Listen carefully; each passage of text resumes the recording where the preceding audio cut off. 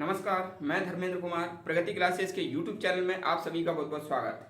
बात करेंगे प्राथमिक शिक्षक पात्र चयन परीक्षा 2025 टेस्ट सीरीज क्रमांक 15। यूनिक प्रश्न लिए गए हैं। पहला प्रश्न है, विज्ञान की उत्पत्ति किस शब्द से हुई है? तो विज्ञान की जो उत्पत्ति है लैटिन शब्द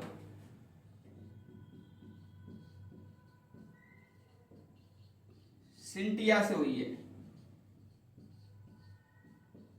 लैटिन शब्द सिंटिया से विज्ञान की उत्पत्ति हुई है, जिसका अर्थ होता है क्रमबद्ध अध्ययन। किसी भी विषय का क्रमबद्ध अध्ययन करते हैं तो उसे हम विज्ञान कहते हैं। अगला प्रश्न देख लेते हैं, द्रवण किसे कहते हैं? द्रवण किसे कहते हैं?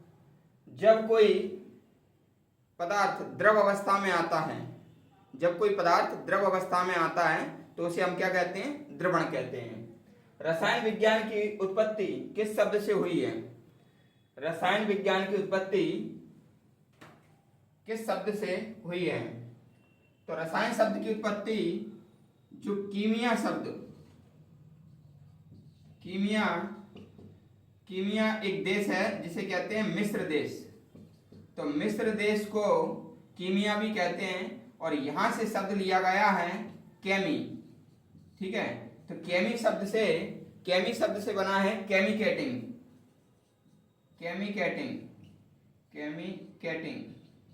और केमिकेटिंग से बन गया है केमिस्ट्री।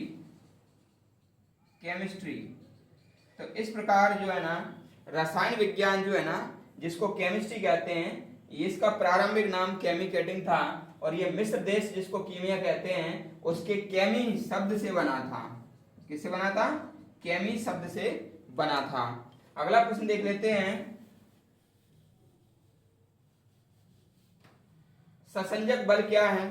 तो ससंजक बल क्या है? एक ही जो पदार्थ होता है ना, तो एक ही पदार्थ में लगने वाले जो बल होते हैं ना उसे ससंजक बल कहते हैं। और ससंजक बल जो है ना वो ठोस में सबसे ज्यादा होता है, द्रव में फिर कम होता है और गैस में सबसे कम होता है ससंजक बल। ठीक है, और आधुनिक रसायन विज्ञान का जनक किसे कहते हैं? तो एंटोनी वान लेवासिया।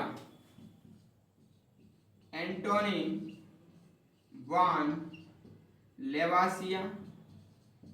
लेवासिए को रसायन विज्ञान, आधुनिक रसायन विज्ञान का जनक कहा जाता है। ठीक है, प्रश्न है, गलनांक किसे कहते हैं?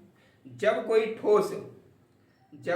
ठोस जिस तापमान पर द्रव में बदलता है तो उसे गलनांक कहते हैं। जब कोई ठोस जिस तापमान पर द्रव में बदलता है तो उसे हम क्या कहते हैं? गलनांक कहते हैं। बाष्पीकरण क्या होता है?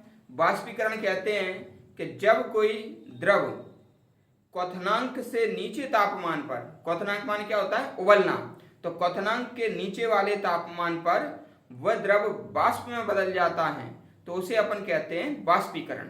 ठीक है, बाष्पीकरण किसे कहते हैं? जब कोई द्रव क्वथनांक से नीचे वाले तापमान पर बाष्प में बदल जाएगा तो उसे हम कहेंगे बाष्पीकरण। ऊर्ध्वपातन किसे कहते हैं? जब कोई ठोस बिना द्रव में बदले सीधे गैस में बदल जाता है। जब कोई ठोस बिना द्रव में बदले सीधे गैस में बदल जाता है तो उसे हम कहते हैं ऊर्ध्वपातन। और जैसे कि कपूर, नेफ्थलीन ये जो है ना ऊर्ध्वपातन की क्रिया को दर्शाते हैं।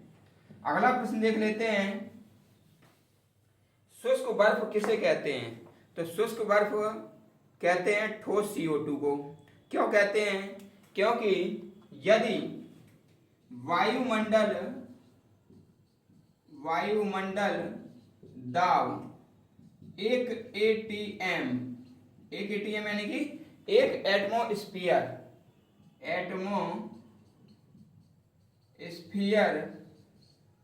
से कम होता है, यदि वायुमंडल दाब 1 एटमोस्फियर से कम होता है तो जो ठोस CO2 है वो बिना द्रव में बदले सीधे गैस में बदल जाती है।